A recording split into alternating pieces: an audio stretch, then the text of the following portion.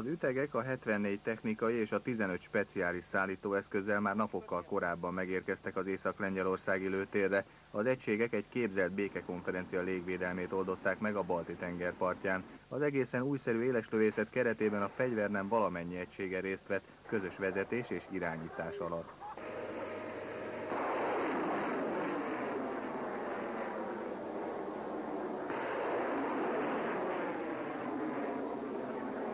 Az éleslövészeten tesztelték a magyar fejlesztési tűzirányító rendszert és a közeli hatótávolságú légvédelmi rakétafegyverek számára fejlesztett szintén magyar célanyagot.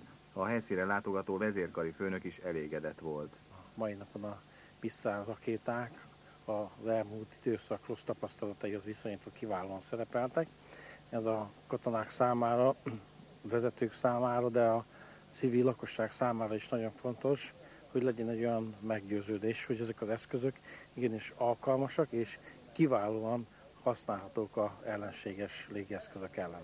A gyakorlat részét képezte a szövetségi feladatokra felajánlott egység 2007-ig tartó kiképzési programjának.